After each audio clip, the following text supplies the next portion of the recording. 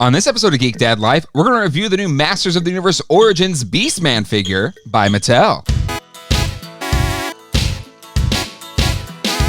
Hey everybody, and welcome to Geek Dad Life. It's your host, Jay Glaffelter here.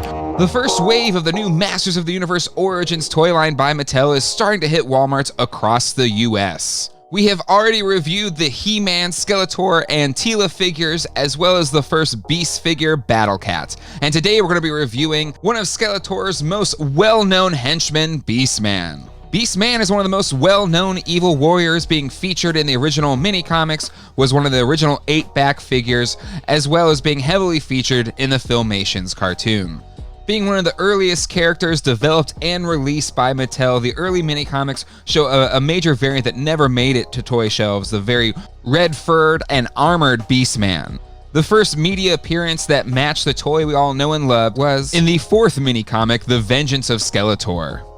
Never the most intelligent of Skeletor's henchmen, let's be honest, few of them were, but his ability to control animals and just his ferociousness himself led him to be a good foe for He-Man and the Masters of the Universe. Looking at the box art for this Beastman, it's more of the same of the other figures in this line. We have New for 20 in the upper left, 6+ in the upper right, and the modern posing retro play burst right above the bubble.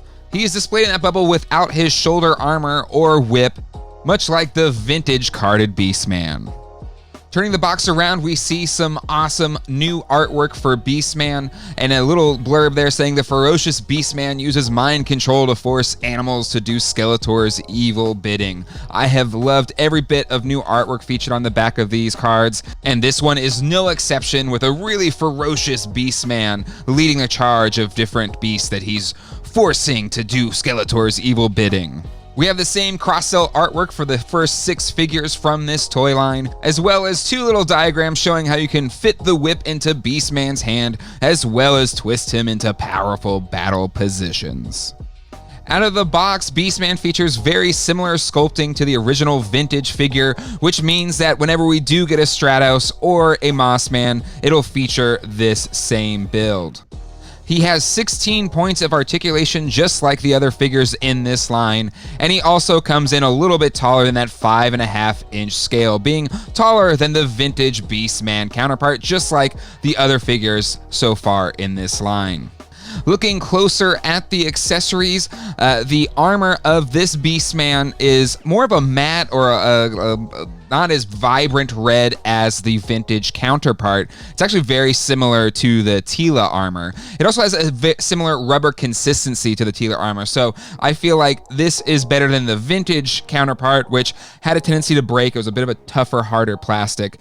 So this one is a lot more rubbery, and I hope that means that it's going to be able to withstand the test of time better than the vintage ones have. Comparing the armor to the vintage ones, it's very similar. This is one of the rare cases so far in the line where there's actually more detail on the vintage counterpart underneath the collar of the Beastman armor. There's actually a lot of detail on my vintage example compared to the new one, which has none. Beastman's iconic whip follows the same trend of the other accessories in the Origins line. It is bigger, bulkier, and even the thread itself is bigger. I actually like the Origins one a little bit better than the vintage, which was basically just a reuse from the Big Jim toy line in the 70s. This one's grip seems to work a little bit better with Beastman's hands, and I just think it might have more posability and displayability than the vintage counterpart. Looking at the paint applications on this figure, it is few and far between. We only get paint on the belt above his loincloth, as well as his face, but what little is there looks good. No paint slop like I've seen on some of the other figures. Looking closer at the sculpting, it definitely sticks very close to the vintage Beastman, but the one main difference here is in the head sculpt, in the face. The original figure has an open mouth, the new Origins figure has a closed mouth. Funny that the Origin Skeletor has an open mouth versus the closed mouth of the original, and with the Beastman, his mouth is closed while the original is open. Overall, I think the figure looks really good, and in posing and playing with this thing, I did not experience any of the QC issues that I faced with the Teela figure. So for my experience with this specific figure, it turned out really well. Going side by side with an original Beastman figure, it's easy to see where this one gets its influence from. This is the first Origins figure that I've run into that really sticks close to the original vintage figure. I don't necessarily think that's a bad thing, but it has been fun with some of the other figures like the Skeletor and the He-Man and Teela, where it is definitely inspired and heavily influenced by the vintage figure, but there's enough new stuff there to really set it apart on a toy shelf. Now, it can be a case of Beastman being perfect. You don't need to change it that much.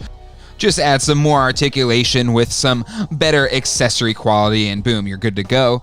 But I do think the Origins line, hopefully as it continues to develop and grow, will give us a little bit more variances, a little bit more of a reason to buy these figures to put along with all of the other great Masters of the Universe toys that have come out. Overall, though, his colors are great. He looks awesome being posed with the other Origins Masters of the Universe figures. And his bright colors capture one of the fun things about the Evil Warriors for the He-Man and the Masters of the Universe line. It's just full of awesome, vibrant colors that really pop on a toy shelf. And this Beastman definitely fits that mold. While the armor is a little bit more of a muted red color, I would have hoped to have maybe a more vibrant red, much like the new Battle Cat has a really nice eye-popping, catching red. Still, the orange looks great. It really pops, and overall, I think the figure turned out really nice. Given that this figure had no QC issues like some of my other Origins figures, and it's at that sub $15 price point, I am definitely giving Beastman from the Masters of the Universe Origins line the Geek Dad Life buy rating. I am quickly finishing up reviewing this first wave of figures from the Masters of the Universe Origins line, with Man-at-Arms and Evil Lyn coming up next. I have already reviewed He-Man, Skeletor, Teela, and Battle Cat. I am making a playlist to feature all of my MOTU Origins reviews, so click this link right here if you want to watch some of the other videos that I have done on this toy line.